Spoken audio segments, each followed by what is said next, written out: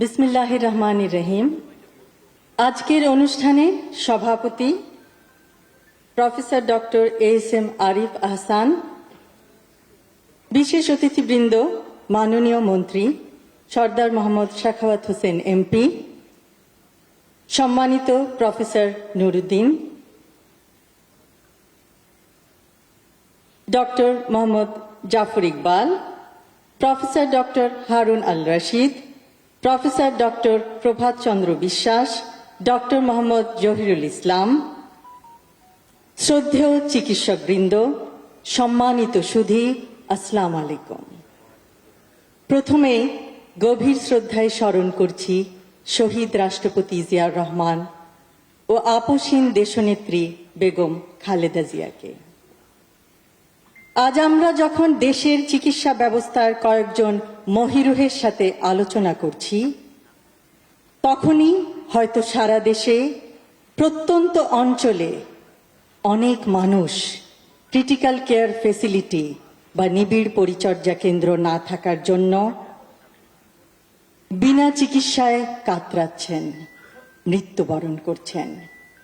ঢাকা শহরে বাংলাদেশের মোট জনসংখ্যার ন্যূনতম অংশ বাস করে, কিন্তু রাজধানী ঢাকায় ক্রিটিক্যাল কেয়ার ফেসিলিটি দেশের ৮০ থেকে ৯০%। বিভিন্ন গ্রামে ক্রিটিক্যাল কেয়ার চিকিৎসা ব্যবস্থা একেবারেই অপ্রতুল। Bangladesh society of critical care medicine এই ক্ষেত্রে বিরাট অবদান রাখতে পারে।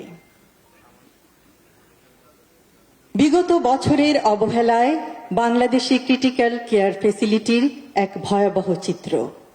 প্রতি ১ লক্ষ দেশবাসীর জন্য ক্রিটিক্যাল কেয়ার বেডের সংখ্যা ১.৭। সাধারণ হাসপাতাল বেডের সংখ্যা ১ লক্ষ দেশবাসীর জন্য মাত্র ৯টি।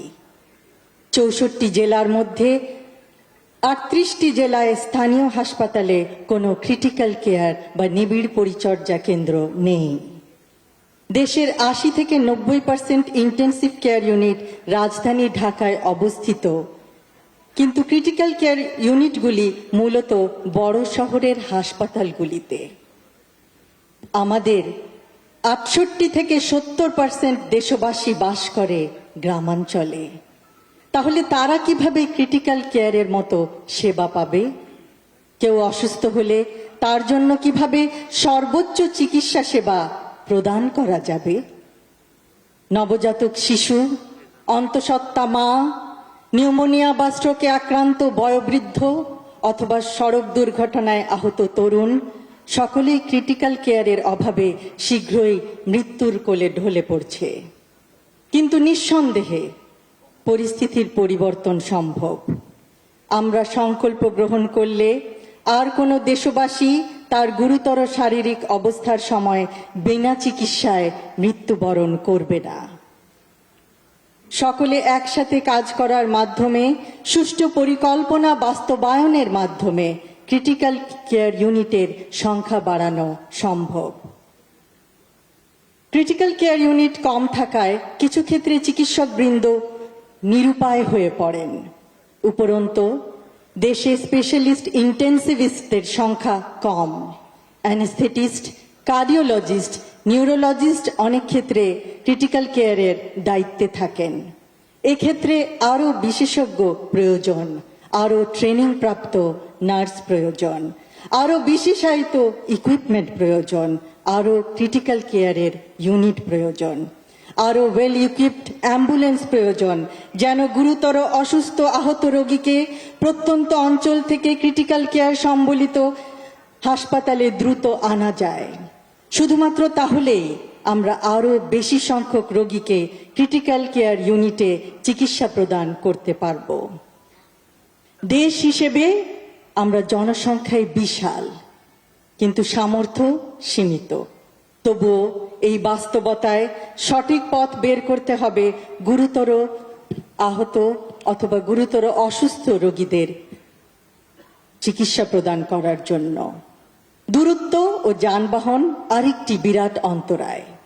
অ্যাম্বুলেন্স সুষ্ঠুভাবে প্রস্তুত না থাকলে তা বরং রোগীদের জীবনের ঝুঁকি বাড়াবে। প্রত্যন্ত গ্রামাঞ্চলে ক্রিটিক্যাল কেয়ার প্রদান করতে না পারলেও অন্তত প্রপারলি ইকুইপড অ্যাম্বুলেন্স দ্বারা রোগীদের সদর হাসপাতালে আনা যায়। সদর হাসপাতালগুলিতে ক্রিটিক্যাল কেয়ার ইউনিট নিশ্চিত করা হলে নিশ্চয়ই পরিস্থিতির উন্নতি সম্ভব। আশা করব আগামীতে ক্রিটিক্যাল কেয়ার চিকিৎসা সেবার অভাবে মৃত্যুর হার যেন আর বেড়ে না যায়। একটি মৃত্যু একটি পরিবারকে সর্বশান্ত করে দেয়। আজ Bangladesh society of critical care মেডিসিনের 2026-এর ন্যাশনাল কনফারেন্সে আমাকে আমন্ত্রণ জানানোর জন্য আমি এই সোসাইটির সকল সদস্যকে আন্তরিক ধন্যবাদ জানাচ্ছি। ধন্যবাদ জানাচ্ছি তাদের মানবিকতা ও কঠোর পরিশ্রমের জন্য। সুষ্ঠু ব্যবস্থা অনেক স্থানে না থাকলেও চিকিৎসক ভাই ও বোনেরা অক্লান্ত পরিশ্রমের দ্বারা অপরিসীম নিষ্ঠায় দেশের নিবিড় পরিচর্যা বা ক্রিটিক্যাল কেয়ার সেবা দিয়ে সুস্থ করে তুলছেন, পরিবারের আশার আলো হয়ে দাঁড়াচ্ছেন।